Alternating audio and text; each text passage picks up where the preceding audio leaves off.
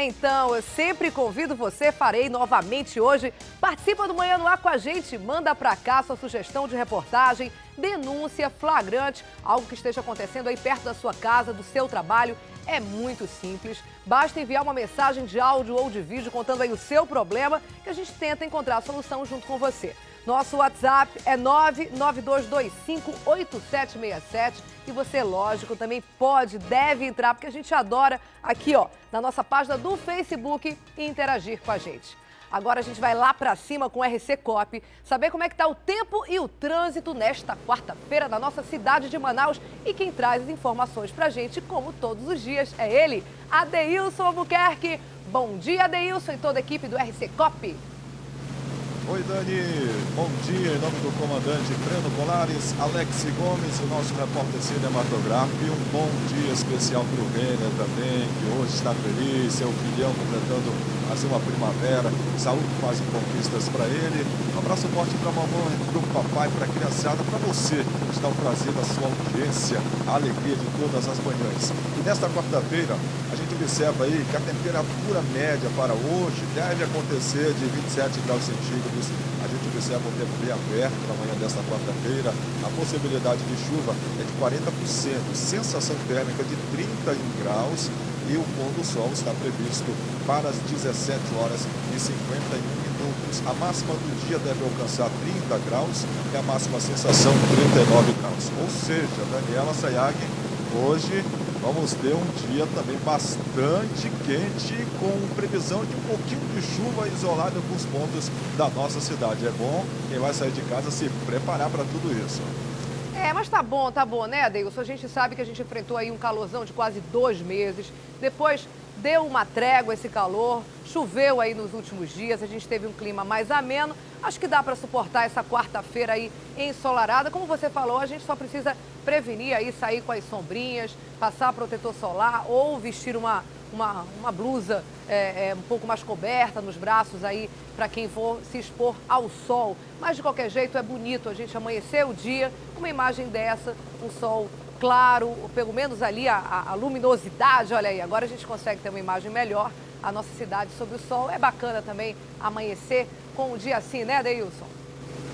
Sem dúvida, e é muito ótimo poder proporcionar aqui de cima do RC Cop essa visão, esta imagem privilegiando quem nos acompanha todas as manhãs. A gente aproveita, Dani, para mostrar aqui o Complexo Viário Gilberto Mestrinho, depois desta grande extensão do bairro Coroado, aqui na Zona Leste, já pegando um pedaço aqui da André Araújo. A gente observa que o trânsito, apesar de cedo, já bastante intenso, principalmente aqui para André Araújo. Olha só como é que está o trânsito aqui para baixo, para quem sabe o Complexo Viário Gilberto Mestrinho. Meu Deus do céu, o condutor já tem que ter muita paciência, até porque parece que todo mundo está aproveitando para sair da Alameda Cosme Ferreira, do Complexo Viário Gilberto Mestrinho, para seguir aí, ó, para André Araújo. Mas é claro, tem muita gente também indo ali para General Rodrigo Otávio, para a Universidade Federal do Amazonas. Inclusive, agora há pouco tinha um táxi em Cone Mecânica, neste trecho aí que o Alex está mostrando, só que graças a Deus, graças ao trabalho também dos agentes do Manaus Trans, o carro guincho do Manaus Trans agora há pouco estava também posicionado aí, próximo desta alça que dá acesso para General Rodrigo Otávio, e o táxi já foi retirado do ponto. É por isso que inclusive está um pouco lento neste trecho, agora já melhorando um pouco mais o fluxo de veículos para quem sai aqui da rotatória do Gilberto Mestrinho em direção à Universidade Federal do Amazonas. Inclusive, Dani, nós estamos agora simultaneamente com os nossos ouvintes da Rádio Crítica FM, e foram exatamente os nossos ouvintes que denunciaram, que nos ajudaram, que falaram deste táxi que já foi retirado, que estava com problema aqui no Complexo Viário Gilberto Mestrinho. Dani. Obrigada, Adeilson Albuquerque. Daqui a pouco, então, eu volto com você com outras informações sobre trânsito de outro ponto da cidade. Até já, Adeilson. E por falar em trânsito, o pedido de suspensão das faixas azuis em Manaus ainda aguarda aí um posicionamento da Justiça. Ontem, o promotor Paulo Stélio, responsável pela ação do Ministério Público Estadual, conversou com a imprensa sobre o assunto e explicou a importância da interrupção do projeto. Nas ruas, usuários do transporte coletivo e motoristas, de modo geral, dividem aí suas opiniões. Vamos ver na reportagem da Adriane Diniz e da Nívia Salgado.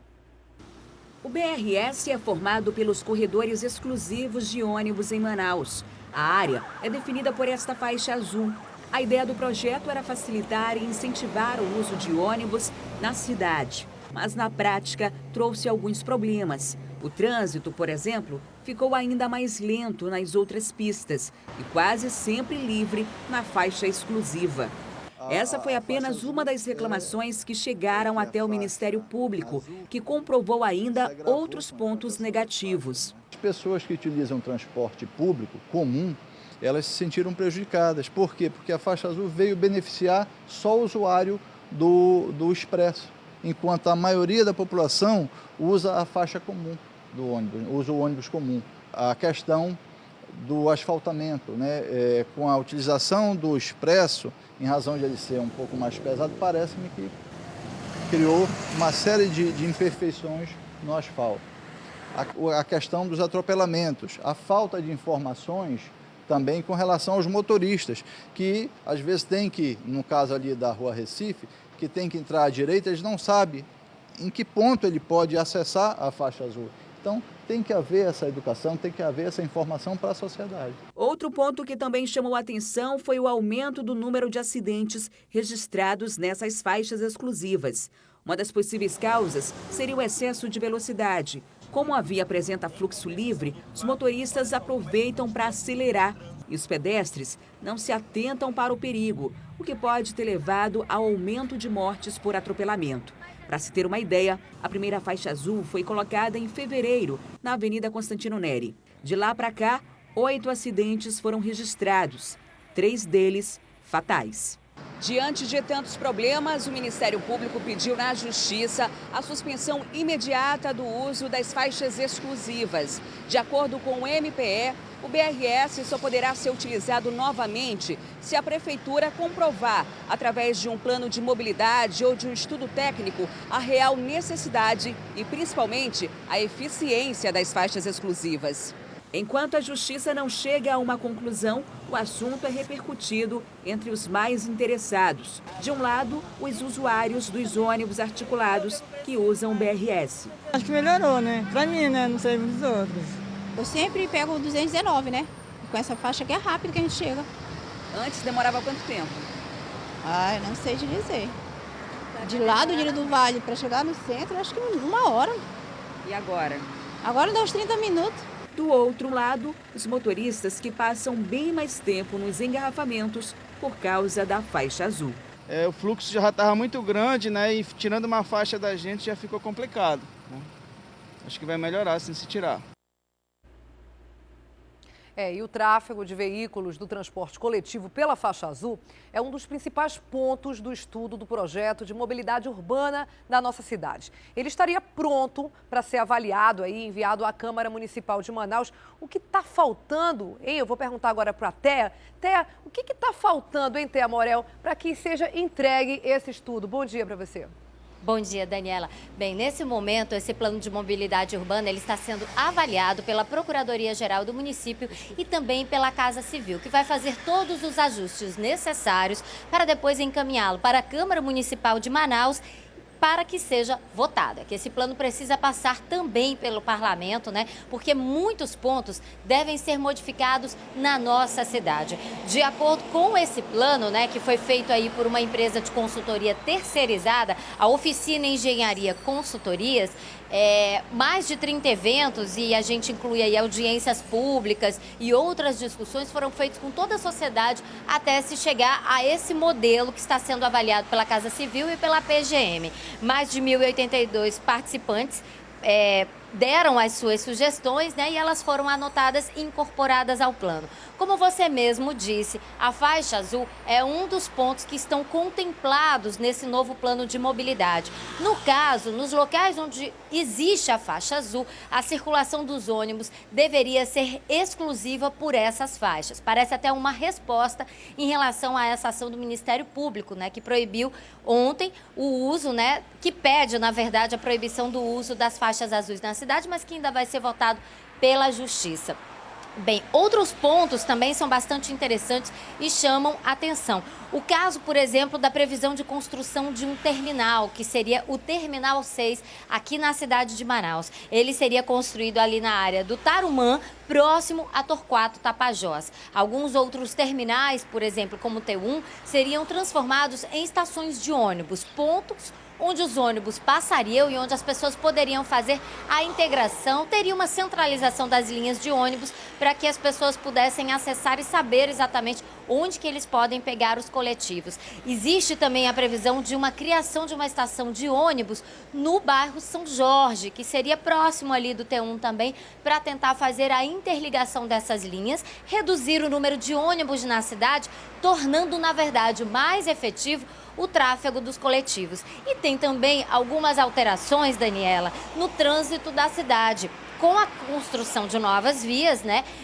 A prefeitura, inclusive, dá o exemplo de uma nova via que foi construída, seria a Avenida Campos Sales, que hoje em dia ela interliga o Monte das Oliveiras e o bairro Santa Etelvina, que são 2 bairros na zona norte de Manaus. A previsão é que novas vias como essa sejam construídas para facilitar a interligação do tráfego da cidade, para criar, na verdade, novas linhas de acesso para a população que facilitariam aí tanto para os motoristas que utilizam os carros de passeio, como também para quem utiliza o transporte público aqui em Manaus. Daniela. E a gente continua acompanhando, né, Até realmente ansiosos para que esse estudo seja entregue, avaliado, que seja efetivamente colocado em prática. E só lembrando todo mundo aí, a faixa azul, viu, gente, ela continua funcionando. Você não pode aí invadir a faixa azul, que você vai pegar a multa, sem dúvida nenhuma. O que existe é uma indicação, um pedido de suspensão do Ministério Público, que ainda está sendo, como a gente disse lá no início, avaliado pela Justiça. Por enquanto, a faixa azul continua valendo sim. Obrigada, Té. Daqui a pouco eu volto então com você. E como nós mostramos ontem durante todo o programa, o Ministério Público Estadual prendeu uma quadrilha que fraudava licitações do município de Iranduba. Quem comandava esse esquema criminoso, sabe quem era? O próprio prefeito da cidade, que já está preso no Comando de Policiamento Especializado da PM. Vamos ver.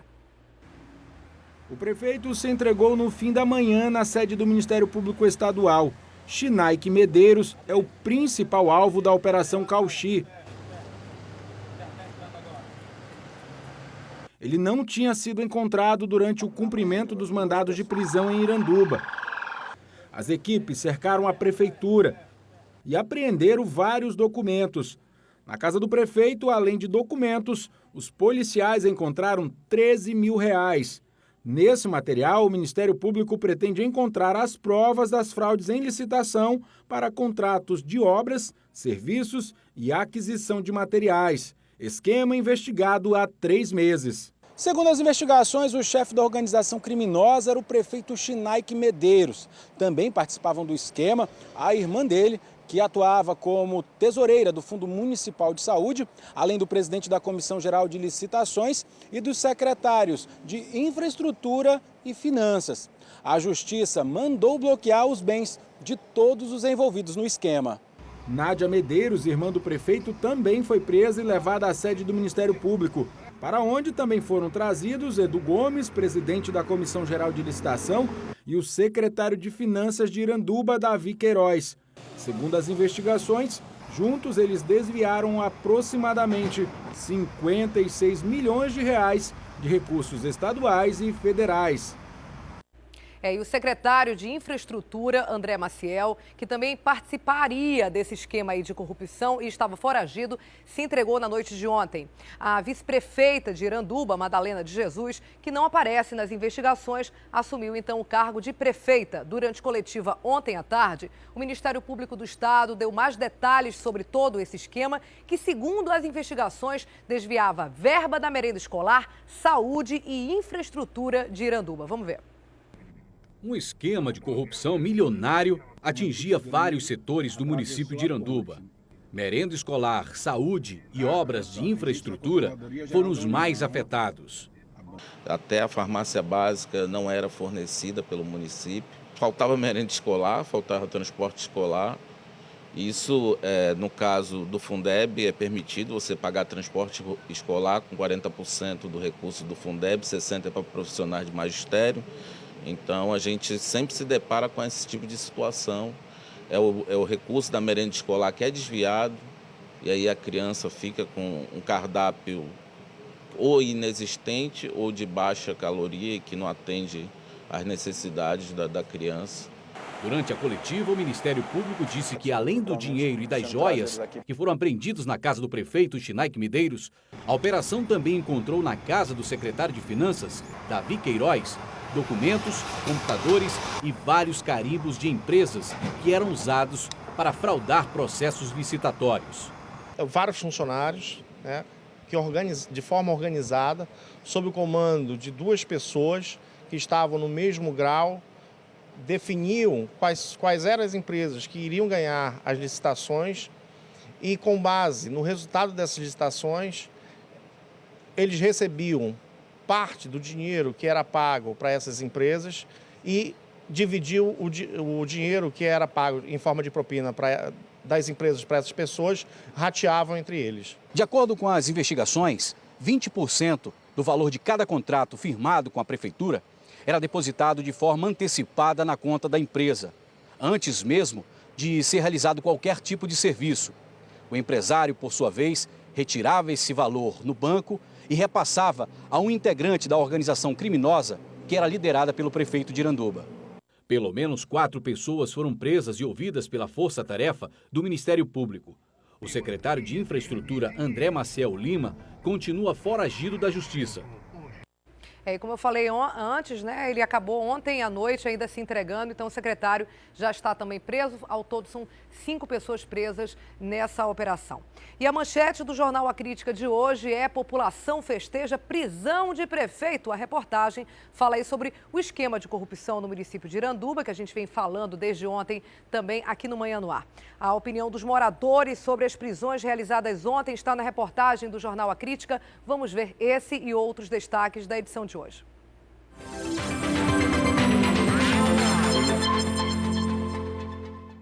Bom dia, Daniela. Bom dia a todos que estão assistindo o Manhã no Ar. Aplausos e fogos de artifício. Foi dessa forma que a população de Iranduba reagiu à prisão do prefeito da cidade, Schneik Medeiros, e de membros de uma quadrilha que, segundo o Ministério Público, era comandada pelo próprio prefeito e desviou mais de 50 milhões de reais dos cofres públicos. Levado para uma cela do Comando de Policiamento da capital, Schneik Medeiros agora faz companhia para outra figura bastante conhecida quando o assunto é corrupção, Adail Pinheiro. Outro tema que também é destaque na edição de hoje do Jornal A Crítica é o número de ameaças contra mulheres no Amazonas. O crime foi o mais denunciado este ano. Até setembro foram registradas quase 3.500 denúncias, uma média de 12 por dia. No mesmo período, 51 mulheres foram assassinadas e quase 10.000 sofreram algum tipo de violência. E o Caderno Craque traz uma excelente notícia para a torcida apaixonada por futebol. Coloca aí na sua agenda. A seleção feminina vai disputar um jogo das Olimpíadas em Manaus, no dia 9 de agosto de 2016. Essas e outras notícias estão na edição desta quarta-feira do Jornal A Crítica, que já está nas bancas.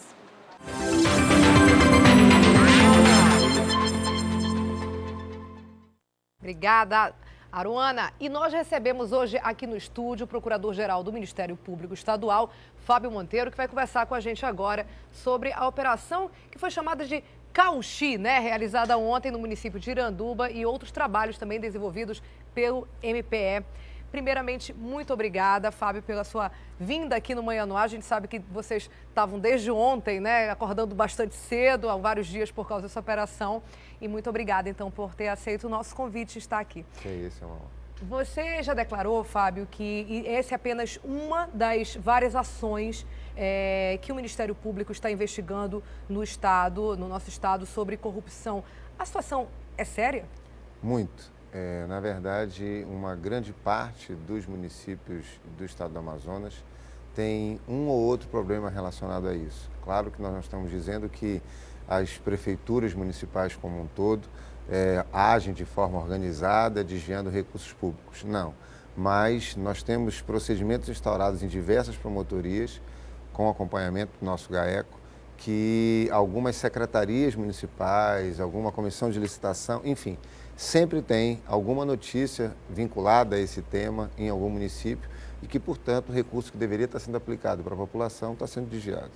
O GAECO é justamente esse grupo, gente, que existe dentro do Ministério Público, justamente para investigar ações de corrupção. Isso. Essa ação, essa investigação, ela é feita especificamente pelo grupo e com a participação dos promotores que estão lá na ponta, ou é um grupo especializado dentro do MPE, hein, Fábio? Nós temos uma equipe de promotores que atuam exclusivamente no grupo, sob a coordenação do Dr. Mauro Veras, um procurador de justiça, e toda uma estrutura. Eu tenho investido muito no setor, nós temos uma equipe de investigadores da Polícia Civil atuando diretamente no Ministério Público, técnicos, equipamentos estão sendo comprados e eles atuam dando um apoio em algumas situações, apoio à promotoria local, como também algumas investigações que eles próprios tocam. Mas a grande maioria das vezes é a parceria com o promotor do município, até porque ele recebe aquela... Ponta, né? Isso, ele recebe a demanda ali. Mas é fundamental, Daniela, o fato de nós termos parceria com outros órgãos, senão a coisa não anda. Então, como antigamente, muitas vezes o problema chegava numa instituição X que não compartilhava, até por falta mesmo de expertise, com as outras. Então, aquelas informações elas se perdiam. Hoje não, os órgãos estão interligados, estão se aperfeiçoando. Então, o Tribunal de Contas do Estado, o Tribunal de Contas da União, a CGU tem sido grande parceira, os técnicos estão aqui, vieram inclusive de Brasília para ajudar na operação. Então, todos os órgãos, a Secretaria de Segurança, a parte da Secretaria de Inteligência, todos eles são muito parceiros e a gente compartilha dados e a investigação é sempre feita em conjunto. Você declarou que esse esquema de corrupção em Iranduba pode ser considerado até primário, né? Eu tenho duas perguntas a respeito desse assunto. A primeira, por que ele pode ser considerado primário? E a segunda é, esses outros esquemas a serem investigados são mais elaborados e, nesse caso, precisa usar da inteligência, mas precisa de um toque de sorte também, ou não? Na verdade, ele é primário porque, por exemplo, algumas licitações que nós identificamos sequer foram realizadas. A própria documentação da licitação não foi encontrada, ou seja, se inventou um processo licitatório qualquer para que pudesse se aplicar recurso público em prol do grupo. Então, não existe a documentação da licitação, então não houve o processo. Eles não tiveram nem preocupação de fazer uma maquiagem? Não, nada. A outra situação é locação de veículos. Então, se despendeu muito recurso para alocar veículos, supostamente para prestar serviço no município. Não é um carro. Então, quer dizer, isso é facilmente identificado. Questão de obra, de recapeamento asfáltico, um engenheiro constata se foi aplicado ou não. Então, o perito tem condição de dizer quantos centímetros deveria ter no projeto de asfalto e quanto efetivamente tem, qual é o tamanho da obra, enfim, a quantidade de material aplicado. Então, uma perícia consegue facilmente identificar. Agora, eu vou já voltar a outra pergunta que eu fiz, mas especificamente sobre essa. Isso não é fácil ser identificado em qualquer município? Porque, assim, qualquer um de nós pode pegar uma fita métrica, ver a quantidade de asfalto, muitos desses documentos são públicos, né? O que falta? É gente, é interesse, é o próprio cidadão saber que ele tem esse poder e essa capacidade e procurar o Ministério Público. Como é que pessoas que assistem a gente agora podem fazer esse tipo de medição e auxiliar vocês? Olha, na verdade, primeiro assim, o mau gestor que usa esse tipo de práticas, ele faz isso por acreditar na impunidade, né? Porque a corrupção, infelizmente, ela vai existir sempre, mas dessa forma tão descarada, é feita, sem sombra de dúvida, porque eles acreditam que não serão pegos, então não se preocupam em apagar, ou pelo menos tentar apagar as provas. Agora, é crucial isso, a população ela é e sempre foi a grande parceira, porque ela é a receptora daquele serviço público que deveria ser prestado com qualidade. Então, quando ela vai a um hospital, ela vai a um posto de saúde e não tem o medicamento, ou o filho voltou da aula mais cedo porque não tem merenda, ela tem que obrigatoriamente procurar o Ministério Público, ela tem que procurar a polícia, ela tem que tornar público o que está acontecendo. Porque se ela acreditar que isso é normal, que é uma mera fatalidade, que ela deve ter outras coisas para fazer e deixar isso para lá, eles aí sim vão cada vez mais se enveredando por todos os caminhos e quando a gente vai apurar, a coisa já é muito maior, o dano ao erário já é muito maior. Então, no nascedouro, se a população tivesse ali, e muitos procuram o Ministério Público, se a grande maioria ou a totalidade fizesse isso, sem sombra de dúvida, nós conseguiríamos, ainda no início de um eventual desvio, já com uma mera recomendação ao secretário ou ao prefeito, estancar. Agora, mais uma curiosidade minha, a gente está falando de população, de participação da população. A gente teve aí em abril o menino Estevão, que fez aquela música que ficou super conhecido, Seu Prefeito de Iranduba, né? Foi para a rede nacional, o Gugu mostrou e tudo. Ali vocês já estavam investigando Iranduba? Ali foi uma bela coincidência ou aquilo ali ajudou talvez a ficar alerta aquele problema do município? Já havia chegado à promotoria local informações, denúncias de que alguma coisa não estava andando corretamente. Mas, sem sombra de dúvida, inclusive nós abordávamos ontem, é claro que a atitude da criança fazendo aquela crítica ao prefeito foi, de qualquer maneira, usado para a gente como um simbolismo, demonstrando que realmente a população estava sendo prejudicada profundamente. Quando você fala que nos últimos 3 anos se desviou só em verbos estaduais mais de 50 milhões de reais, isso é dinheiro que deixou de chegar à população. A população que é um município pequeno, um município extremamente humilde, apesar de estar aqui na região metropolitana, se 1 milhão faz falta, imagina 50. E se você não tem o mesmo talento aí do Estevão, o mesmo talento musical, né? A solução é realmente procurar o Ministério Público. Agora, a segunda pergunta que eu fiz, Fábio, na maioria dos municípios, esse esquema, ele é mais elaborado, ele é mais difícil de ser apanhado? Não. É muito fácil mesmo. Na verdade, o que existe é que, claro, os órgãos todos, eles têm uma limitação de recurso ou de material humano. Então, muitas vezes não dá para dar uma resposta imediata e porque você tem que, com esses gestores, eles muitas vezes até usam recursos públicos para fazer a sua própria defesa e, se for o caso, levam a matéria de discussão até o Supremo Tribunal Federal, nós temos que, quando denunciá-los, ter o máximo de elementos possível, tem que ser provas extremamente contundentes. Então, isso sim que demanda muito investimento. Mas é surreal. Por exemplo, Bolsa Família. Eu estive em diversos municípios, enquanto coordenador do GAECO, em que no Bolsa Família, isso é informação disponibilizada, informação pública, rede aberta. A gente vai para o município já sabendo o nome de pessoas, sobrenome de pessoas vinculadas ao prefeito. E que recebe o benefício. Recebe o benefício do Bolsa Família. E eu já ouvindo primeiras damas que funcionam como secretárias de assistência social, de forma descarada, eu perguntar quem é o fulano? E ela dizia assim, não, isso aqui é meu neto. Eu falei assim, mas o seu neto está cadastrado no Bolsa Família. Aí ela virar para a subsecretária e dizer assim, pô, você cadastrou até ele, quer dizer, ironizando. Então, é surreal. Os dados estão lá e as pessoas fazem de uma forma descarada. E é isso que, a partir de agora, vocês estão se mobilizando para agir de uma maneira conjunta. Com certeza. A gente já falou na reportagem que a prefeita que assumiu ontem o município de Iranduba não tem nada que aponte na investigação para o nome dela, mas sempre, obviamente, a gente fica com essa suspeição pelo fato dela ter sido eleita juntamente com ele. Então, eu queria deixar bem claro essa não identificação dela com esse crime e perguntar para o senhor a respeito dos vereadores que chegou a se cogitar que alguns deles pudessem ter envolvidos. Não há prova suficiente ou vocês não quiseram parar o município de um modo geral? Na verdade, há desdobramentos da investigação, ela não parou aí, essa foi uma segunda etapa, né? A apuração foi o início da apuração a primeira, essa questão da operação na rua é a segunda, mas há desdobramentos, assim, há informações a mais, porque nós sabemos como a investigação começa, Daniela, mas nunca sabemos como ela vai terminar, porque, principalmente quando estamos tratando de interceptação telefônica, cruzamentos de dados, vendo questão de lavagem de dinheiro, abre-se diversas frentes. Então, nós não podemos nunca perder o foco. Então, nós priorizamos esse foco que era no Executivo, mas, com certeza, haverá os documentos apreendidos ontem, conte aqui para a gente, esses documentos apreendidos ontem podem ter desdobramentos, podem levar a desdobramentos. Com certeza. Tem documentos lá que uma agenda e o prefeito fazendo suas anotações, deixando claro qual era o percentual devido, quanto algumas empresas estavam supostamente... Tinha uma contabilidade. Com certeza. Manuscrita. Me conte outra coisa, ele deve estar bem preocupado, porque agora ele tem um companheiro de cela ou uma vizinhança também nada agradável, que é o ex-prefeito Adail Pinheiro, né? Isso. Eles estão fisicamente ao lado um do outro? Eles foram, na verdade, a estrutura do CPE, da Cavalaria, disponibilizaria ali algumas áreas, né, algumas celas na carceragem e, coincidentemente, eles estão no mesmo estabelecimento. Prisional. Brincaram até ontem dizendo se isso será o estabelecimento para os prefeitos. Mas, evidentemente, que não se trata de caça às bruxas, mas os maus gestores devem ficar preocupados. Eles são vizinhos. Há outras lá. celas disponíveis lá, procurador? Ficaram de nos informar, ainda nos informaram.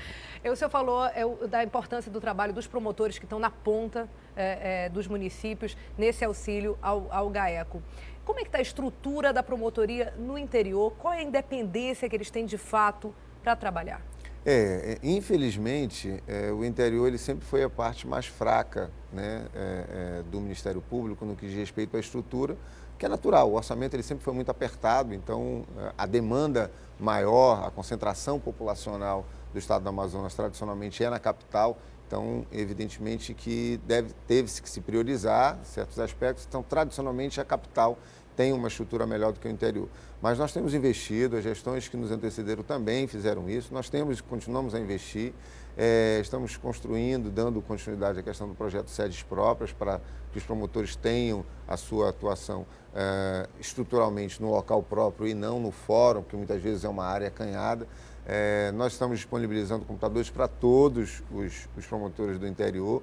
Nós estamos agora fazendo extremamente adiantado com o Exército e com o Tribunal de Justiça para levar a internet, né, para o interior do estado, portanto, para as promotorias, porque muitas vezes a internet ela é muito limitada, nós temos uma dificuldade muito grande e tem que se usar do fórum, que também já é falha, né? Mas nós disponibilizamos aqui agentes técnicos, os promotores do interior, eles têm hoje assessores aqui em Manaus, atuando de forma remota nos processos deles. Como os processos são virtuais, os processos judiciais, eu tenho assessores técnicos para cada assessor para 3 comarcas do interior, dando suporte. As comarcas maiores têm o assessor físico que já está lá dando a assessoria. Então, assim, tem melhorado, mas nós temos as nossas limitações. Quer dizer, eles precisam sempre do apoio do Tribunal de Justiça, do Fórum do município? Na grande maioria das vezes, acaba que tendo a necessidade de ter essa relação. Tem um inseto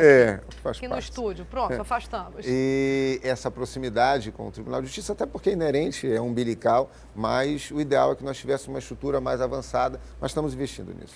Agora eu quero aproveitar a sua vinda aqui para perguntar sobre eleições do ano que vem. A gente sabe o quanto os promotores são atuantes e importantes nesse processo eleitoral, sobretudo porque ano que vem a gente tem uma eleição para os municípios, né? Então, se já é importante essa atuação dos promotores, quando é, no caso, para presidente da República, para governo, imagina só para os municípios. Vocês já estão se estruturando para isso? O que isso poderia adiantar?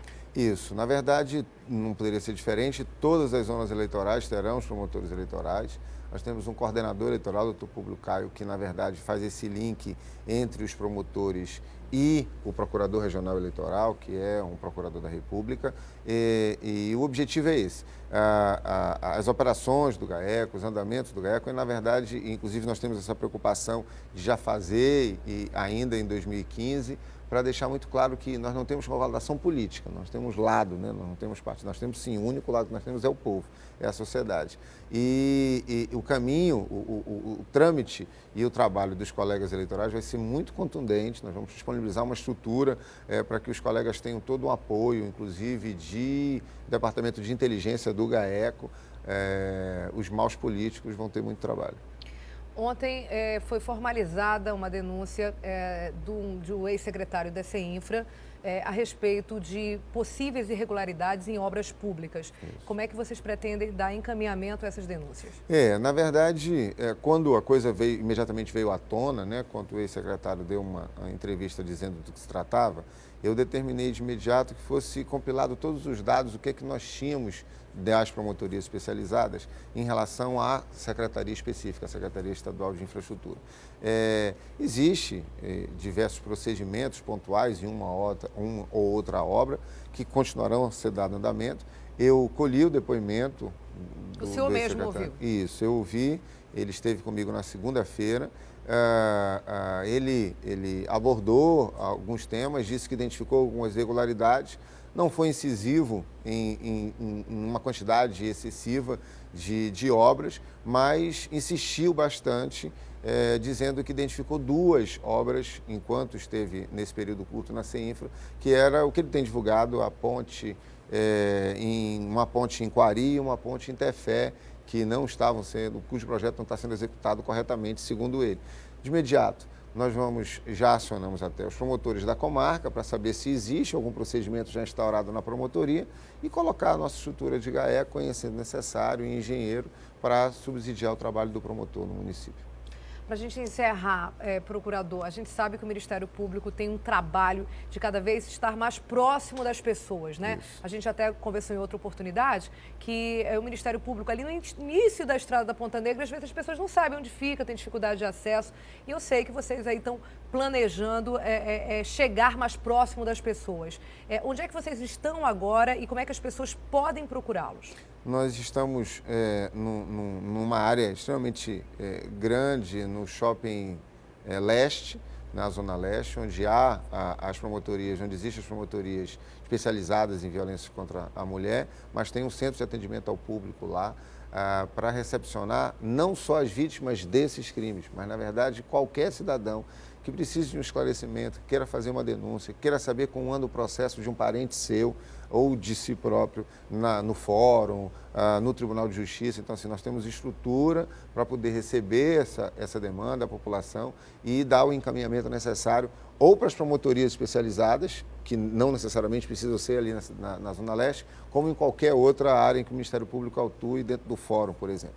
Nós temos na Ponta Negra o Centro de Atendimento ao Público, nós vamos inaugurar ali ao lado do Fórum Enoque Reis um centro de atendimento também, e na Rua Belo Horizonte, agora em novembro, também promotorias na proximidade do Fórum para chegar mais perto da população, como você falou. Nós não podemos ficar encastelados.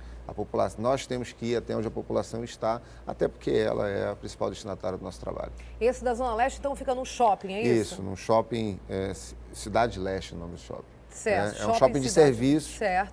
Onde tem Defensoria Pública, onde tem PAC, e o Ministério Público está lá numa área de mais de 200 metros quadrados. Então vamos fazer o seguinte, você que está em casa nos assistindo agora, daqui a pouquinho na nossa página do Facebook a gente vai colocar direitinho os dados, o endereço, o telefone. Precisa de agendamento? Não. Vai lá direto, isso, né? Então, mais fácil ainda. E também esses novos locais que vão ser ainda inaugurados agora no mês de novembro. Queria parabenizar o senhor pela atuação, pelo sucesso, né, da operação de ontem. Eram 5 alvos, os 5 foram presos, ou na hora, ou acabaram se entregando, que é a melhor coisa que tem a fazer mesmo, né? Enfim, dar as suas explicações. Queria deixar esse espaço absolutamente aberto para o Ministério Público. O senhor venha quando o senhor quiser para ações como essa e também ações que possam sempre colocar a população mais perto dos serviços do Ministério Público. Obrigadíssimo pela sua visita. Muito obrigado. Estamos à disposição. Obrigada. Conversei com o Procurador-Geral do Ministério Público, Fábio Monteiro. Agora a gente vai voltar a ver como é que está o trânsito direto lá de cima do RC Coop com Adeilson Albuquerque. Onde é que a gente está agora, hein, Adeilson? Sobre a ponte da Caco Caminha, para quem sai da Avenida Brasil, zona oeste da nossa cidade. Dani, antes de nós falarmos do trânsito, o Alex achou uma imagem até que interessante ali, nós mostrando aqui, né? Nós mostramos muitas vezes este ponto aqui, embaixo da Caco Caminha, né? O rio cheio, e agora um pouco mais seco ali, inclusive uma canoinha, né? O cidadão aproveitando também para fazer, eu acho que uma pescaria, o que a gente observa, uma imagem interessante, inusitada também ali, o cidadão, a gente sabe que essa água aí não é muito saudável, né, Dani? Mas o cidadão aproveitou, desceu da sua canoa e está ali, ó, neste trecho. A gente não aconselha ninguém fazer isso, né? Mas tudo bem.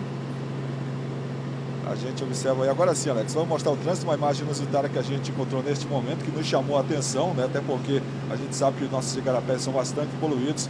É bom sempre o cidadão tomar muito cuidado. A gente volta para mostrar o trânsito aí da Caco Caminha. A gente observa que até que está fluindo. Nesse momento, um pouco mais intenso, mas muito bom para quem sai da Zona Oeste, para quem sai da Compensa, principalmente quem vem da Ponta Negra em direção ao centro, até mesmo ao Aleixo, por aqui, pela Caco Caminha, já se aproximando também aqui do viaduto do Boulevard Álvaro Maia. O trânsito, como a gente observa, é muito tranquilinho em direção ao Aleixo na manhã desta quarta-feira. Dani. Brigadíssimo, ainda bem, né, Adailson? Daqui a pouco eu volto com você. Já a gente volta para ver como é que está o trânsito em outro ponto da cidade. Porque agora chegou a hora da gente conversar com o Wilson Lima, que também está ao vivo lá pela 93.1 Rádio A Crítica, no A Crítica Notícia. E agora conversa com a gente aqui no Manhã no Ar. Bom dia, Wilson. Bom dia, Daniela. Vai ter um manifesto hoje. Conta para mim os detalhes. Exatamente. É uma manifestação na frente da Delegacia da Mulher e essa manifestação está sendo organizada pelas entidades que defendem os direitos dessa classe contra o projeto de lei 5069, que é do deputado Eduardo Cunha, presidente da Câmara do Rio de Janeiro, e trata da questão do aborto. A proposta dele é criminalizar o aborto indiscriminadamente, ou seja, se a mulher é vítima de uma violência, se ela é estuprada, por exemplo, ela seria obrigada a dar prosseguimento nessa gravidez. Há também uma proposta de que quando a mulher for vítima de agressão, ela não deva procurar o hospital primeiramente. Primeiro tem que ir a uma delegacia ou a um instituto médico legal para fazer esse registro. Proposta que também contraria os interesses dessa categoria. As mulheres vão se reunir daqui a pouco na frente da Delegacia da Mulher, que fica ali no Eldorado, e de lá vão seguir para a Assembleia Legislativa, onde o assunto deve ser tratado na audiência de hoje. Aquela via, então, nesse horário, pode ficar um pouco complicado o trânsito, né? A gente sabe que é próximo, mas eles vão caminhando, então provavelmente vai ter retenção de trânsito, né, Wilson? Exato. Daqui a pouquinho a manifestação a partir das 8 horas. Wilson, agora vou mudar de assunto. Agora há pouco eu entrevistei aqui no Manhã no Ar o procurador-geral Fábio Monteiro, né? E aí uma das perguntas que eu fiz para ele foi relacionada ao Estevão, que a gente, todo mundo sabe, né? Teve no Alô Amazonas, depois eu fui com ele lá no Gugu, em Rede Nacional, na Record. E sabe o que o Fábio me disse? Que já existiam algumas denúncias, anteriores aquela música do Estevão, mas ela, sem dúvida nenhuma, alertou, chamou a atenção lá das autoridades, das pessoas do Ministério Público, porque estaria acontecendo lá no município de Iranduba. Quer dizer, às vezes a gente toma uma atitude, tudo bem que o Estevão tem o talento dele, né, canta bem, compõe e tudo, mas às vezes uma atitude nossa pode despertar algo maior, né, Wilson? Sem dúvida nenhuma. E aí, quando ontem a gente anunciava a operação e falava dessa suposta quadrilha de desvio de dinheiro lá no município de Iranduba, alguém me passou a mensagem dizendo assim: tá vendo? O Estevão já havia cantado essa pedra. É verdade, você aproveitou, que eu estou sabendo aí na rádio, ontem cantou novamente a pedra que o Estevão cantou, colocando a música dele. Cantar eu não canto, né? Mas você botou para ele cantar. Wilson Lima, muitíssimo obrigada. A gente se fala amanhã. Eu posso só dar uma última informação aqui? É sobre o sorteio da Mega Sena que aconteceu ontem no município de Manacapuru. Você não ganhou porque você não jogou. Aliás, ninguém ganhou. Ninguém. Agora ninguém já sabe acertou. Quanto vai ficar acumulado para o próximo? 80 milhões de reais. Olha, eu vou te confessar, Wilson, só cá entre nós. Eu também não joguei, que eu não tive tempo ontem, mas agora eu jogo. 80 milhões de reais. O sorteio vai ser quinta-feira. Lembrando que essa semana é uma semana atípica, é a semana da proclamação da República. Geralmente os sorteios acontecem na quarta e no sábado. Esta semana, os sorteios vão acontecer. Aconteceu um terça-feira, o outro vai acontecer na quinta e o outro normalmente, um terceiro no sábado, como acontece normalmente. Os números sorteados foram 02, 14, 21, 22, 51 e 60. Obrigada, Wilson Lima. Agora a gente vai fazer essa fezinha aí, vamos ver se a gente leva pelo menos parte, compartilha. 80 milhões é muito dinheiro. Se a gente dividir com 80 pessoas, já tá bom demais. Tá ótimo. Obrigada, Wilson Lima. Um grande abraço para você e todos os ouvintes aí da Rádio A Crítica. Até amanhã, gente. Bom, conversei com a Agora a gente vai voltar lá para cima com a Adeilson Albuquerque, que sobrevoou outro ponto da cidade. Adeilson, uma carreta parada, é isso mesmo que eu estou vendo? Perfeitamente, Daniela Sayag. Em pane mecânica, como a gente observa aí na subida do complexo viário Gilberto Mestrinho. Ainda bem que este sentido aí é para quem vem da Universidade Federal do Amazonas, na Rodrigo Otávio, em direção ao complexo viário Gilberto Mestrinho. Para quem vem do Japim, em direção à zona leste da nossa cidade. A gente sabe que o trânsito neste momento, para quem sai do Japim para a zona leste, não é tão intenso. Até que ela não prejudica tanto, né? Mas é claro, quem sai do Japim, quem vem da Universidade Federal do Amazonas, tem que ter um pouco de atenção, principalmente quem for subir o complexo viário Gilberto Mestrinho para acessar o V8 do outro lado ou então a Avenida das Torres, porque essa carreta está parada bem na subida do complexo viário Gilberto Mestrinho aqui em direção ali o V8. Na verdade ela ia por baixo, né? E tem um elevadinho aqui, ela ia por baixo do complexo viário Gilberto Mestrinho para acessar ali o V8, mas ela ficou simplesmente no prego na manhã desta quarta-feira. E aí os carros tentam se espremer entre a faixa de segurança do início do viaduto e essa carreta que está parada nesse momento aqui na Rodrigo Otávio. A gente alerta então as autoridades, nem sei o que fazer, eu acho que é sinalização nesse caso, olha só. Agora a gente tem uma outra carreta tão grande quanto, essa não tem jeito, ela vai ter que ir por cima aí da chamada zebra, né, da faixa de segurança. Não tem jeito realmente, e imagina a situação desse carro pequenininho aí, espremido entre esses dois grandões, hein, Adeilson? Meu Deus, e é um susto, um medo. Se eu estivesse dirigindo, por exemplo, ali, eu pensaria 2, 3 vezes de me meter no meio de dois carros tão grandes como este aí. Mas muitas vezes o motorista, tudo bem que a gente sabe, né, que o carro grande tem que proteger o menor, mas muitas vezes o próprio menor não quer ser protegido, como foi o caso que a gente observou aí, né? Olha a moto ali atrás, olha. A moto, o outro baú passou e a moto quase também ali paralela aos dois baús, mais uma vez. Mais um agora, olha só, mais um. Agora esse carro foi mais prudente, ele parou, olha só, a gente vê a outra carreta. Realmente está bem complicado, porque esse horário, agora são 7 horas e 16 minutos, é um horário também de muito trânsito, né? Tráfego de veículos, de carretas que saem aí do distrito. Então a gente sabe que o trânsito é bem carregado, embora nesse sentido aí de quem vem da Universidade Federal do Amazonas, de quem vem da Bola da Sulframa, não seja tão intenso quanto quem vai, mas por outro lado tem todo esse trânsito aí de veículos pesados e que deixa assim o trânsito muito complicado, bem na entrada, né, da parte do elevado, a parte inferior do complexo viário Gilberto Mestrinho.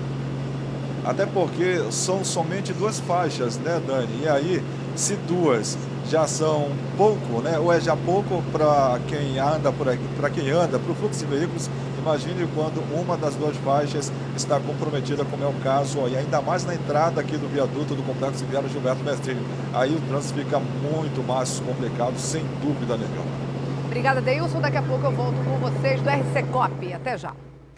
O Hemoan está com inscrições abertas para a 13ª Corrida pela Vida. A ação vai comemorar o Dia Nacional do Doador Voluntário de Sangue, que é dia 25 de novembro, e quer, claro, motivar a participação de novos doadores e o público em geral para a doação de sangue. A gente volta a falar então com a Thea Morel, que tem mais informações sobre esse evento. Diga lá, Thea. É isso mesmo, Daniela. Esse é um evento bastante leve, né? Vai ser uma corrida de apenas 5 quilômetros que vai sair ali da sede do Hemoan, vai passar pela Avenida Darcy Vargas, dar um circuito e terminar novamente na sede do Hemoan.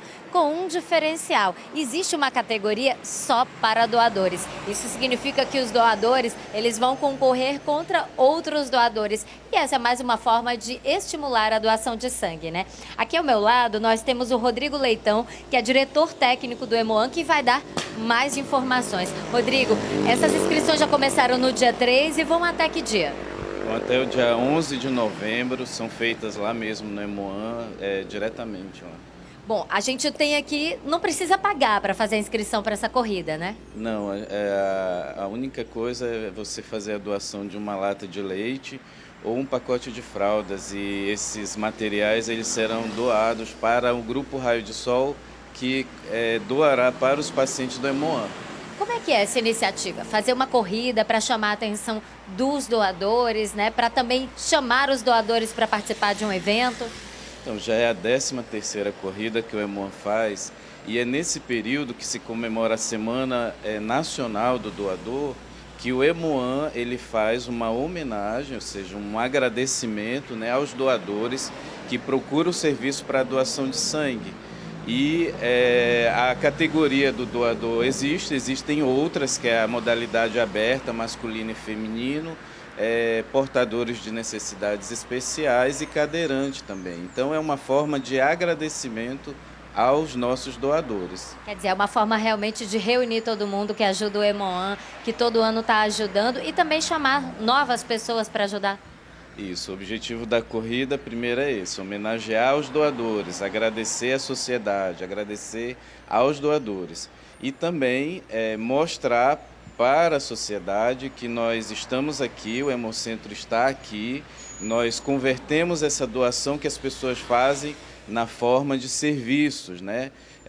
Sangue, plaqueta e outros hemocomponentes que a gente entrega para o estado do Amazonas. Ok, muito obrigada, diretor. Daniela, o evento acontece no dia 29 de novembro, às 7 horas da manhã já começa a concentração. Vou repetir que a data das inscrições vai até o dia 19, quinta, e elas podem ser feitas ali mesmo na sede do Hemoan, que fica ao lado da Arena da Amazônia, em uma sala que é a sala de serviço social de doadores. É uma boa chance para os atletas, para os não atletas também, que quiserem participar, que quiserem conferir o evento e quem quiser doar, né? Porque afinal de contas, doar sangue é uma coisa que acaba ajudando todo mundo. É verdade, a gente nunca sabe quando pode precisar e a gente tem que ter esse ato de solidariedade, esse ato de amor. Quem vai fazer, inclusive, a inscrição pode aproveitar, tá ali do lado, pegar mais informações, marcar no dia seguinte para fazer a doação. Obrigada, Até Morel. Agradeço também em meu nome ao Rodrigo. Obrigadíssimo. Daqui a pouco a gente se fala de novo. Até. Em Parintins, protesto contra a fumaça. Moradores dos bairros vizinhos, aquela lixeira que pegou fogo no fim de semana, você lembra, né? Se reuniram aí com alunos e professores da Universidade do Estado do Amazonas e foram às ruas pedir providências do poder público. Tá difícil viver por lá. O fogo começou no início de outubro e desde então a fumaça é constante na lixeira. No fim de semana, as chamas voltaram com força e a Secretaria de Meio Ambiente afirmou que o novo incêndio era criminoso, provocado pelas pessoas que aparecem nesta foto. Quem está na imagem é o repórter fotográfico Igor Santos, que já registrou o boletim de ocorrência contra a prefeitura. Eu sou repórter fotográfico, eu exerço essa função, então naquele momento eu vi que eu poderia fazer a matéria, então até mesmo eu tenho a matéria que o jornal em que eu trabalho publicou uns 30 minutos depois da foto que eu fiz. Criminoso ou não, o que interessa para quem mora ou estuda perto da lixeira é que a fumaça acabe. Por isso, alunos da UEA, professores e moradores dos bairros próximos foram às ruas para cobrar providências. Os manifestantes saíram da frente da universidade e aos poucos o movimento foi ganhando o apoio da população. Antes de chegar à frente da Câmara Municipal já eram centenas de pessoas cobrando uma solução para o problema.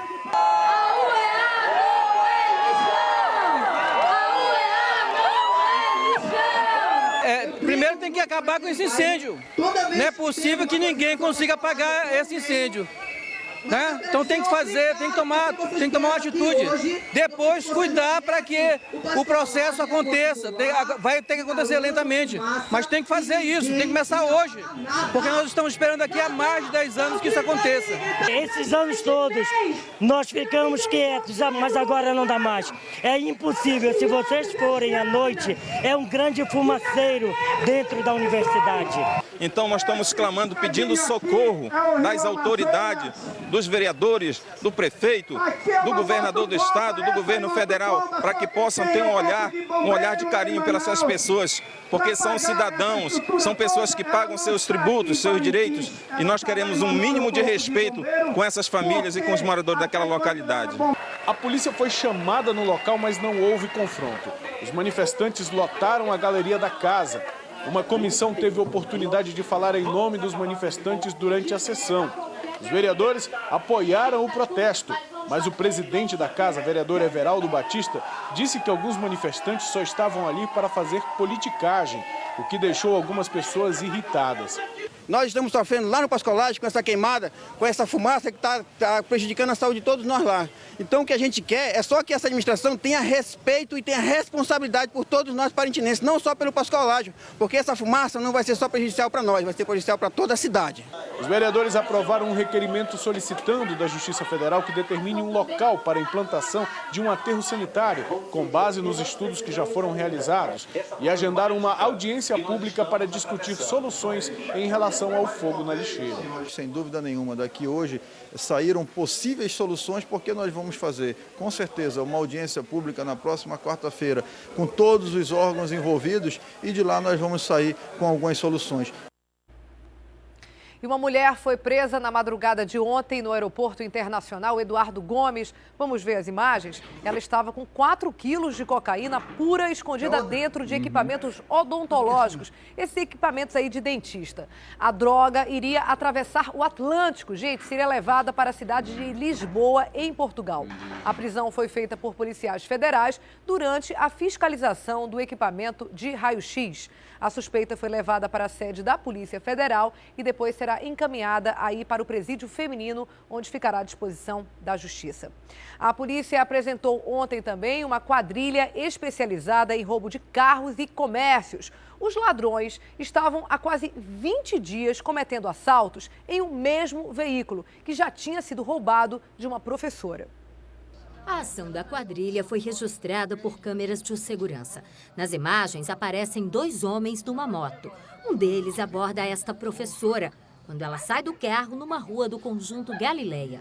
Com uma arma, este homem de capacete obriga a vítima a voltar ao veículo que é levado pelo bandido.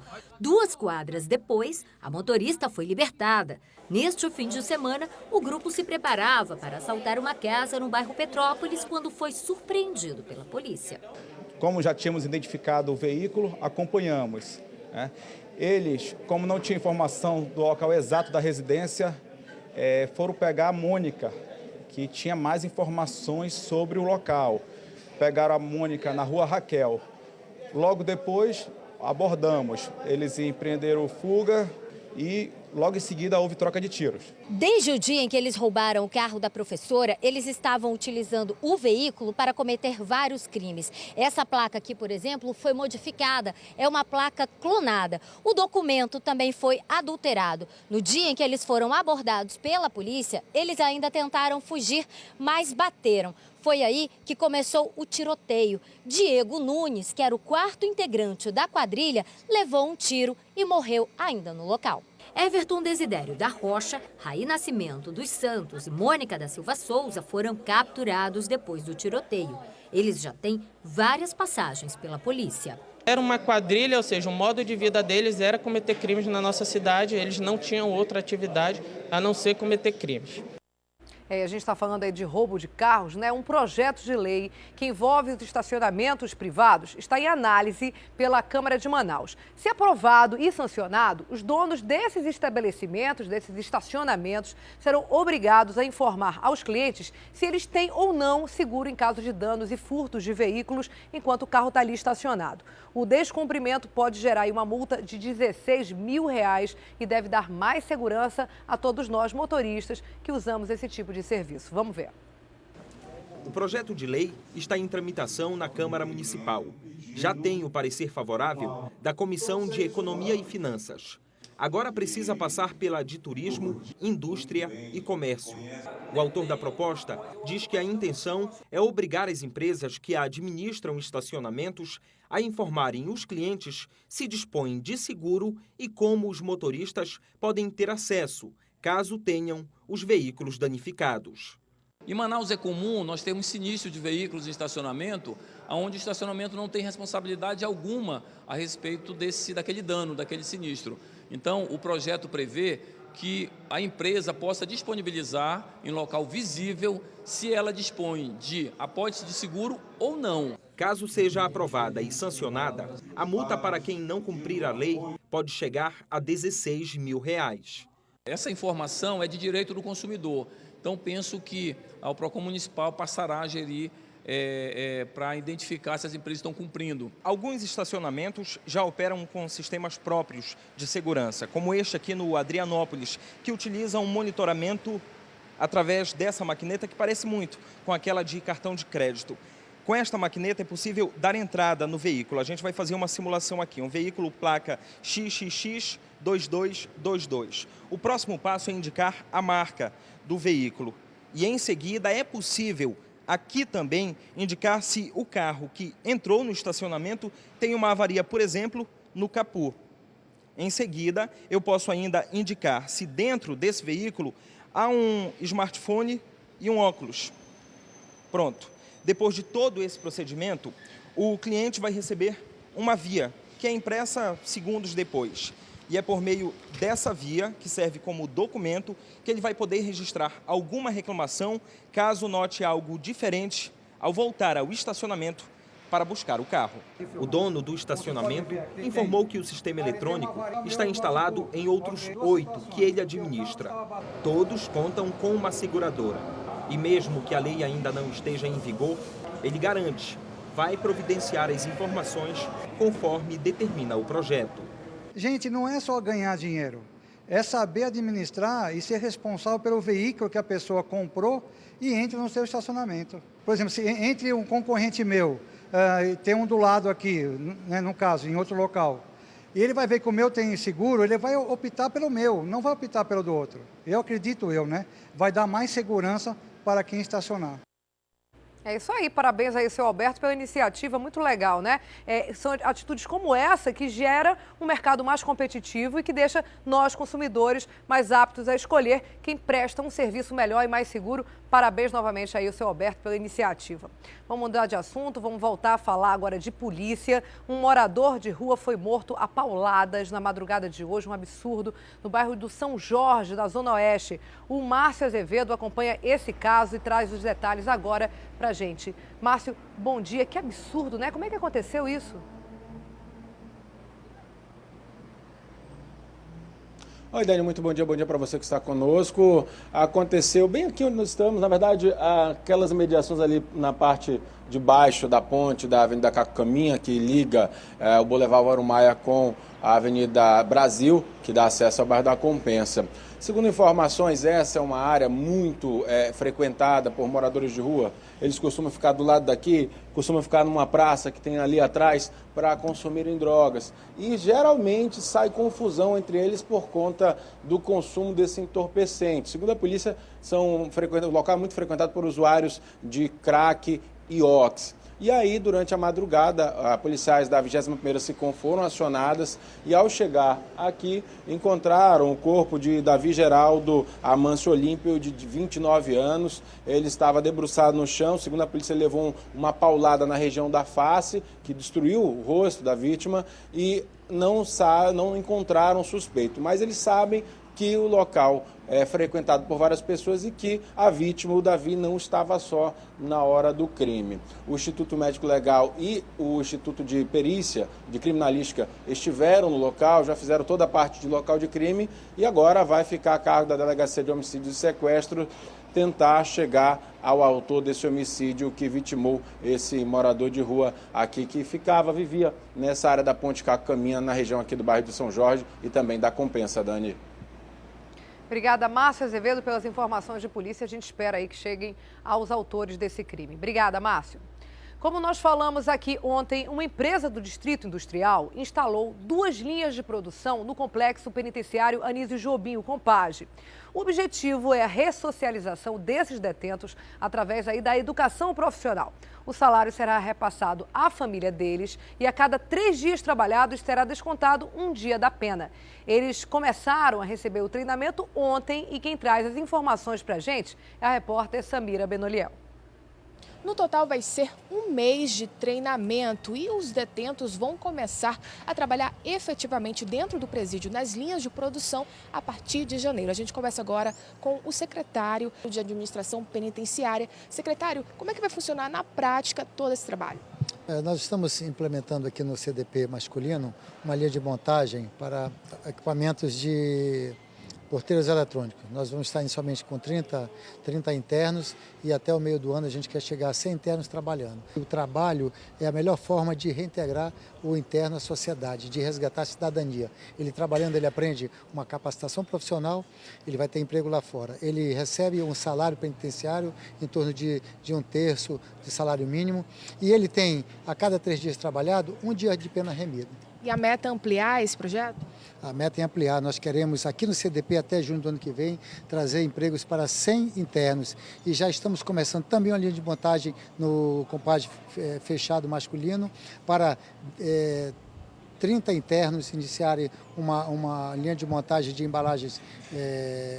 embalagens com a Label Press. E aí vamos também, a partir do ano que vem, duplicar e ver se nós chegamos pelo menos mais 100 vagas. É isso aí, tem que ressocializar mesmo, é a alternativa que a gente tem, dar alguma alternativa para essas pessoas. Olha só, gente, são 7 horas e 34 minutos, a gente faz um pequeno intervalo aqui no Manhã no Ar e daqui a pouco tem muito mais, viu? A gente vai falar desse dia histórico aí para a TV Record, o Mar Vermelho, enfim, abriu a cena tão aguardada aí na novela 10 Mandamentos, foi um recorde de audiência, uma coisa sensacional mesmo, inclusive nas redes sociais, a gente vai falar tudo sobre esse dia de ontem histórico para a TV Record e também, você sabe, as informações de esporte você tem aqui no Manhã no Ar. Espera a gente não sai daí que a gente volta já já. 7 horas e 40 minutos, estamos de volta aqui no Manhã no Ar para falar de novela. A novela 10 Mandamentos, um grande sucesso da Rede Record, bateu recordes de audiência no capítulo da noite de ontem, com destaque aí para a cena da abertura do Mar Vermelho. Você viu? Foi uma grande produção, foi finalizada inclusive aquela cena em Hollywood, efeitos especiais nunca vistos realmente na televisão brasileira, um épico realmente para ficar na história. Nas redes sociais não se falava de outra coisa, a novela foi o tema mais comentado do Twitter no Brasil e um dos principais aí do mundo inteiro. E não para por aí não, hein? Vamos ver o que vai acontecer no capítulo de hoje. Levante o cajado e estenda a mão sobre o mar.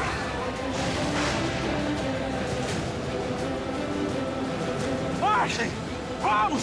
Precisamos ir. Estou com medo. Marchem! Vamos! Todos comigo! Coragem! Eu sou mais vivo. Eu sou mais poderoso. Parece até um filme, né? Lembrando que é hoje, hein, gente? 8h30 da noite, aqui na telinha da TV A Crítica. Perde não. Agora a gente vai falar sobre esporte com a Carol Queiroz, que já está esperando a gente no estúdio do Crack na TV e agora conversa com a gente aqui no Manhã no Ar. Olá, Carol, tudo bem? Tudo bem, Dani? Bom dia. Você viu o capítulo da novela ontem? Nossa, eu vi, até me arrepiei agora de rever, viu? Foi lindo mesmo. A gente sabe que tem aquele clássico, né, Os 10 Mandamentos, no clássico do cinema da década de 60, e não fez feio não, né? Realmente a cena muito bem dirigida, efeitos especiais muito importantes aí para a teledramaturgia nacional. Verdade, foi lindo mesmo. Vamos falar de esporte? Vamos lá. Dani, olha, o Clube Amazonense de Polo Aquático vai representar o estado na Liga Nacional da Modalidade entre os dias 12 e 15 deste mês lá em Jundiaí, em São Paulo, viu? E para chegar forte na competição, claro, o time trouxe reforços de longe. Um esporte que exige muito esforço físico. Ser um jogador de polo aquático não é nada fácil. Por isso, a preparação é importante para que os atletas aguentem o ritmo dos jogos. Durante os 3 primeiros meses tinha toda a parte muscular, então nós fazemos 1 hora de ginástica e musculação, depois vinha a parte específica, as últimas 2 horas, aí com treino de perna, muita natação, muito preparo físico e, por último, a parte tática, onde vai se trabalhar as jogadas, tanto de defesa quanto de ataque. O clube participa da Liga Nacional desde 2011. A melhor campanha foi em 2013, quando conquistou o 3º lugar. Para este ano, o time trouxe reforços do exterior. Nós tivemos já a participação dos 2 de São Paulo, desde o Norte e Nordeste, já jogaram junto conosco. E agora, com a vinda dos estrangeiros, nós podemos fazer um intensivo aí de 9 treinos juntos. E os nossos atletas aqui do Amazonas evoluíram muito esses anos. O americano Jacob Young esteve na equipe que conquistou o bronze em 2013.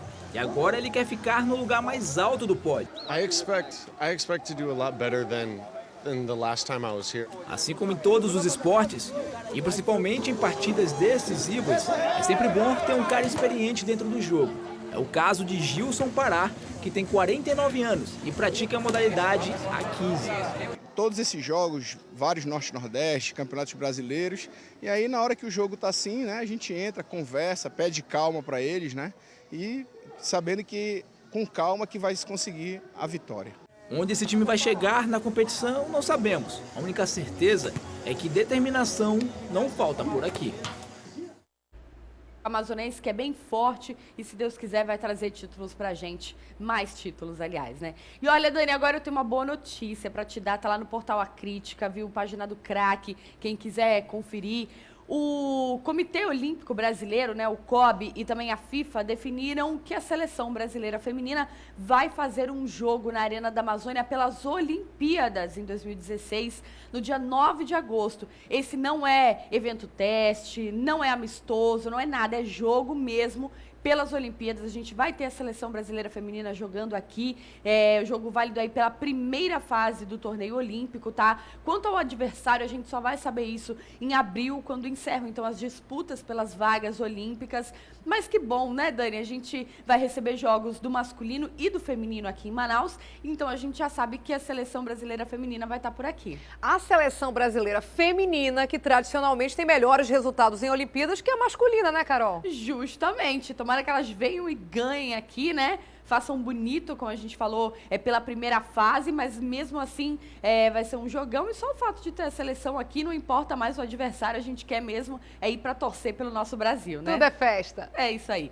E ó, a nossa equipe foi até uma Manoa, Dani, para mostrar uma iniciativa que deu muito certo por lá, viu? Os moradores resolveram arregaçar as mangas, ó, e construíram uma quadra de vôlei para a comunidade. O resultado? Olha só. Os pneus que antes ficavam assim ganharam cor e utilidade. O espaço é uma das principais áreas de lazer do bairro do Manoa. Antes só tinha espaço para os homens. Nós queríamos um esporte pra gente, né? Porque futebol, mulher não é de futebol, né? Ah, mas aí a mulherada cansou e fez uma proposta. Ter um espaço para elas também. Queriam jogar vôlei, fazer treinamento funcional e, por que não, dançar zumba. A dança é o próximo passo. Mais uma área vai ser reformada e virar um anfiteatro. Dá trabalho, mas vale a pena. Deu bastante trabalho, né? Porque aí foi junto a comunidade toda, né? Um trabalho que foi bem feito e aí a gente conhece quem é quem, né? E cada um conhece o pessoal da comunidade, né? O sucesso da união entre os moradores foi tanto que aqui vai ter escolinha de vôlei também para as crianças. Um jeito de tirar os meninos da rua e evitar que caiam na marginalidade. As comunidades precisam fazer isso. Acho que o poder público podia fazer uma parceria realmente com as comunidades que querem trabalhar. E tem muita gente querendo trabalhar, de verdade. Agora tá todo mundo assim, rindo à toa, com espaço renovado e o melhor, sem ter gasto R$1. A reforma demorou 3 dias, mas os benefícios dela vão durar bastante.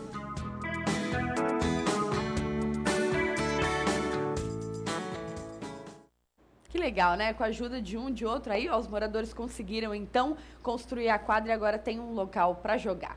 E, bom, pelo 3º ano, a Copa Solidária Meninos do Vôlei, a gente já estava falando de vôlei, né? Tá movimentando o bairro de Aparecida. Esse ano, além da solidariedade, a Copa tem um gostinho de saudade também, viu? Vamos saber por quê. A Copa surgiu com a ideia de conscientizar.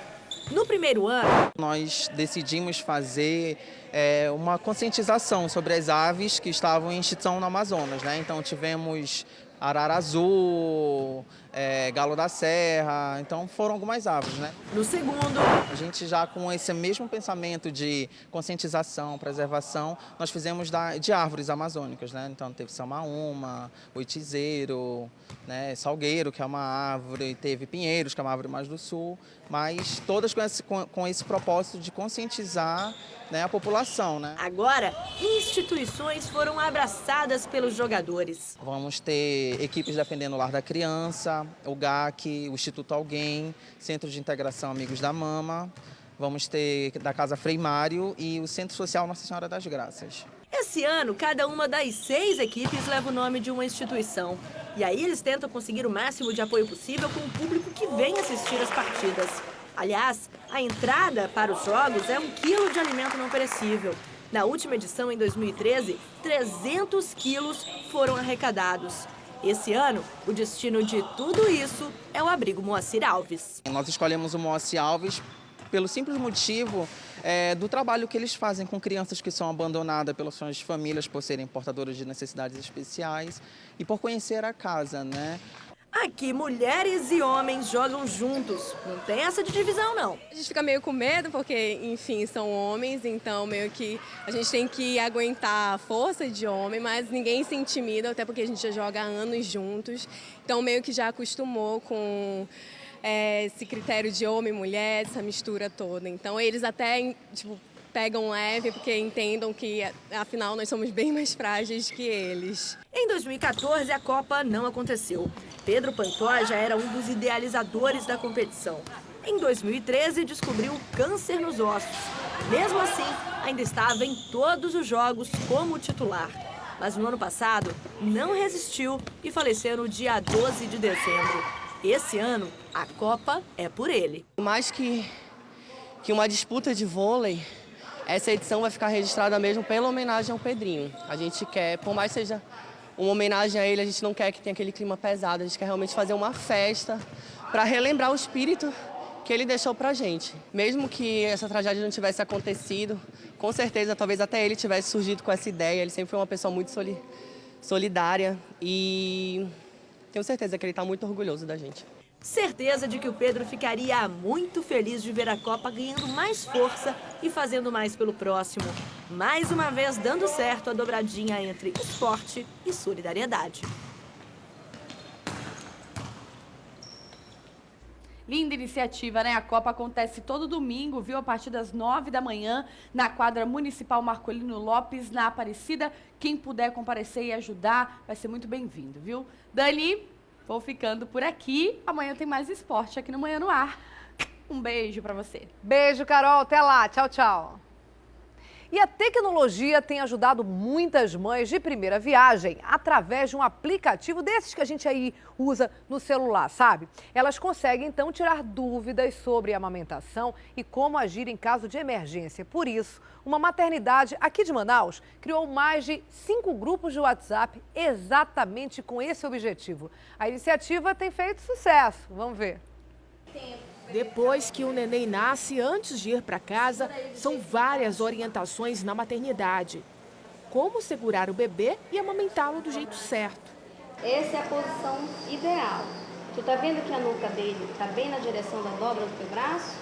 Mesmo recebendo todas essas orientações da equipe de enfermagem, muitas mamães que recebem alta das maternidades acabam voltando com vários tipos de problemas nas mamas, como fissuras, por exemplo. Foi então que a maternidade Azilda Marreiro resolveu criar um grupo de apoio à amamentação para tirar todas as dúvidas desse momento tão importante para a vida da mãe e o bebê. O grupo foi criado em fevereiro deste ano neste aplicativo de bate-papo no celular. A iniciativa deu tão certo que mais 5 grupos foram criados para adicionar outras mães. Pelo fato de ser um meio hoje acessível à maioria das pessoas da população, nós resolvemos criar o grupo do WhatsApp para tirar as dúvidas, né, orientar em caso de dificuldades, tanto da mãe quanto do bebê, que muitas vezes o bebê também não acerta mamar direito. Ter como tirar dúvidas com profissionais online foi um alívio e tanto para Kathleen. Toda hora eu estou no grupo fazendo perguntas, tirando dúvidas, porque o grupo serve muito como apoio, é um apoio principal, porque elas são formadas, elas têm uma instrução maior que a gente. Ajudou muito? Ajudou bastante. Ainda está te ajudando? Até hoje está ajudando. Mas Kathleen não compartilha informações com as enfermeiras e outras mães apenas pelo WhatsApp. Uma vez por mês, o grupo se encontra na maternidade para trocar experiências. Porque não é só vocês que são beneficiados, nós também somos, nós aprendemos com vocês. Nós trazemos também uma equipe de pediatras, fonoaudiólogos, nutricionistas, psicólogos. Uma vez por mês a gente escolhe um profissional diferente e vem tirar a dúvida delas. Amanda, por exemplo, não pensa em sair do grupo. Quando ela teve a primeira crise de gases. É muito complicado. Aí a gente corre no grupo porque são muitas mães, elas podem ajudar. Inclusive, nós temos vídeos ensinando como reduzir a gases, faz massagem, como fazer as massagens. E é muito show. Esse grupo você não pretende sair tão cedo? Não, com certeza não. É isso aí, a tecnologia está aí para isso mesmo, né? Aproximar as pessoas e aproximar as pessoas da informação.